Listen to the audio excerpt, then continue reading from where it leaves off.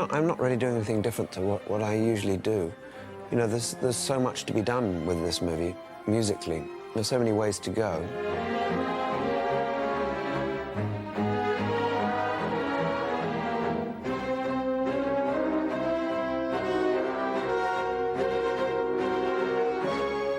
I hope it'll be the culmination of everything that I've learnt since I started to be a film composer, which is relatively recently. I spent many years teaching music in Africa and Egypt.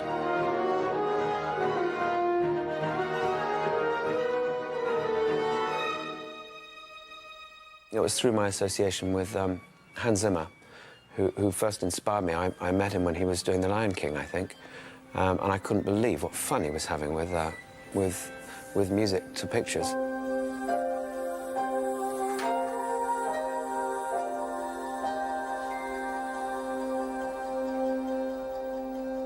And it had never really occurred to me that that might be a possibility. It might be a job I could do. And I was always going to be doing music, but he gave me a lot of encouragement and actually gave me a plane ticket to come over from London to LA about 10 years ago.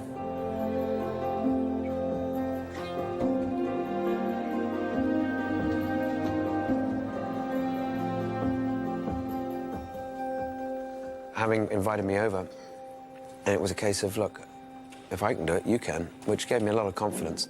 And I naturally fell into doing films like The Borrowers or Ants or Chicken Run, family films, children-based films. And although I veered off in the last several years, I've done a lot of thrillers and some pretty dark stuff with Tony Scott, and recently with his brother Ridley Scott. It is at heart, it's really what I feel that I probably most can offer.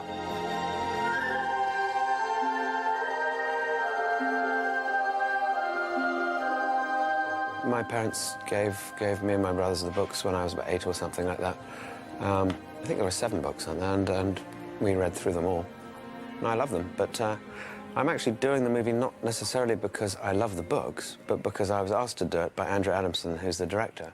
And the reason he asked me, I think, is because we worked together before. We did Shrek and Shrek 2.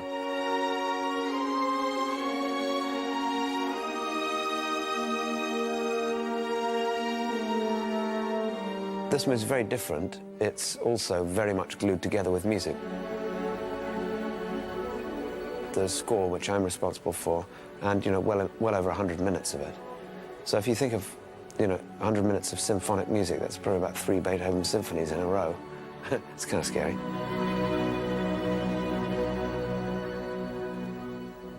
Each time I'm at the beginning of such a huge voyage, you know, it's incredibly. It's nerve-wracking because it's not just the amount of work that needs to be done, but, you know, just like any other person, artist or whatever, I frequently ask myself, you know, I have no idea whether I can really do this. But one has to have courage, and that's another thing Andrew's very good at, is he's really is very encouraging, and it's necessary to have, you know, because it's kind of a lonely task, left in your ivory tower to compose the music.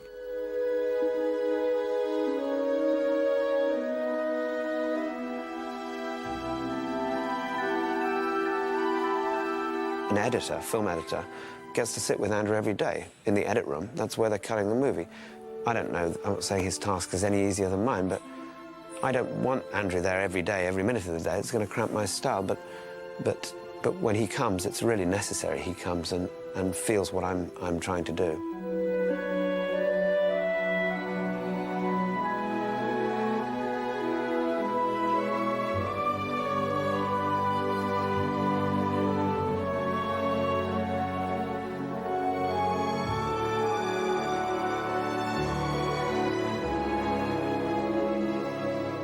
I sequence a lot of my music up on computers so that it mocks it up so that he can sort of hear what it's going to be like. And he's very open about it. He's very quick. I'll play him a piece of music, and he doesn't hang about. He'll say, oh, that touches me in just the right spot. But you know what? If it could move a little brighter towards the end, as Lucy does so-and-so or whatever, I'd really appreciate it.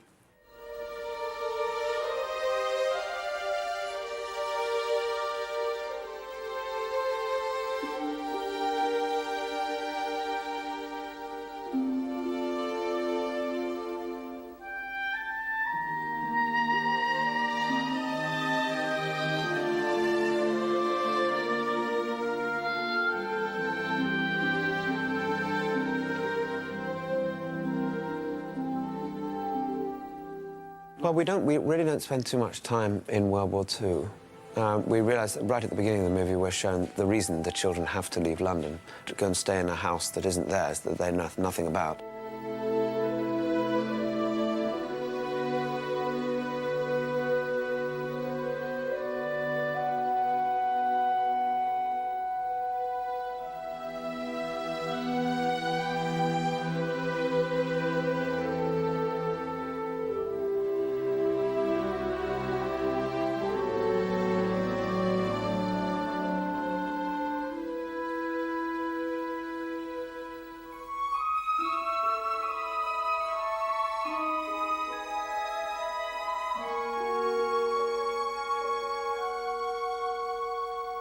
Musically and pictorially, there's a big difference between the first act of the movie, where the children arrive at this house in the country and are looked after by some adults they don't know, who are perfectly kind, but they don't know them, they're not their parents. And then when Lucy first steps through the wardrobe into Narnia, there's a marked change there. Not a bump, I hope, but a change musically, where things start to become a little fantastical.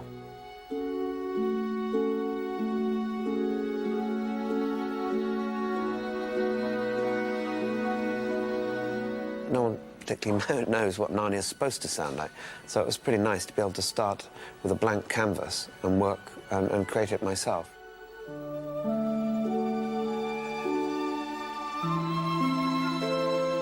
As I've moved through the first act into the second act, when we get into Narnia, of the children, Peter and Lucy have distinctive themes. Peter, because he's going to become very heroic later on, and Lucy, really, because she's so adorable, and her character is the more inquisitive, and she's the first to go to Narnia. And she's actually the raison d'etre for a lot of this to happen.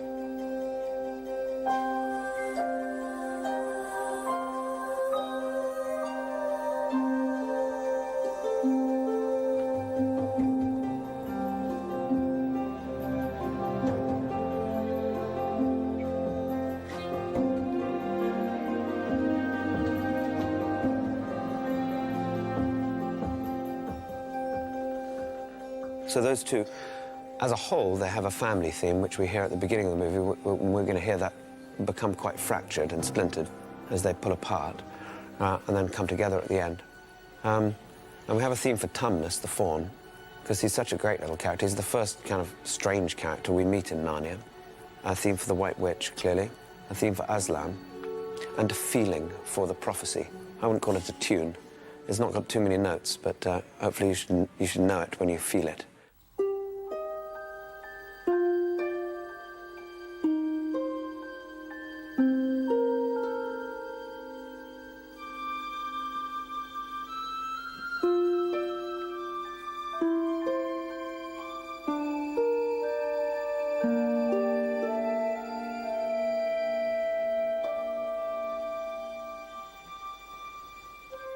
I have two themes for Narnia, one which we didn't really know what to call it, since we've got two Narnia themes, but we called it the historical Narnia theme. That meaning that it's more about trying to give the music a feeling of Narnia has a history before we were even there. It's not something new. It's kind of like a folk tune, in a way. And I had to be careful it didn't sound too Irish or Scottish, because it's out of that bag, it's a pea out of that pod. It's very simple, and it has a feeling of history to it. And an extension of that theme is more the beauty of Narnia, and that's quite sweeping and orchestral, quite a long tune.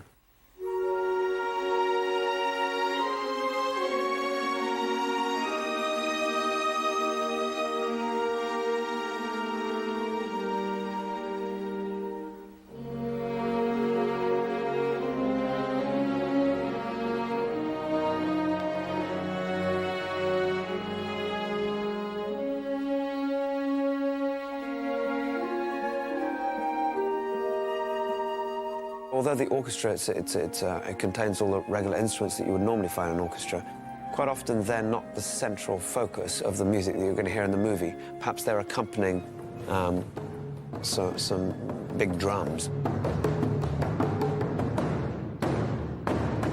Or they're accompanying an ethnic flute.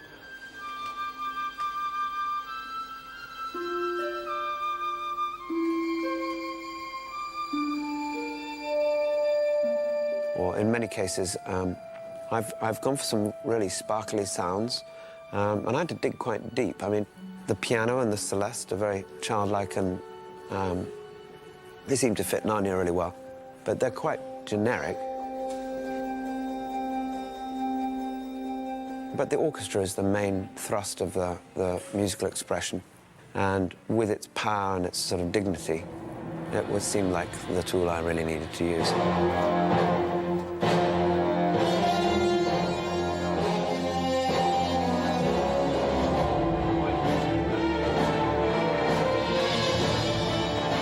I have a lot of pre-records, what we call pre-records. The orchestra players can hear it as they're laying down, say, a string bed. On tape is already perhaps an ethnic flute picking out a top line.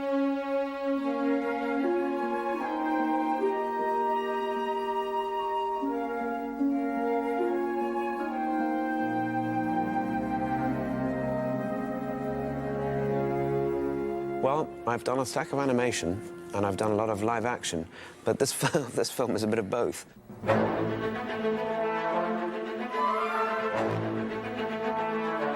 There's a very serious story there, but there's also fun, you know? And I love the way that Andrew's made the film, that it's got a lot in it for everybody, really.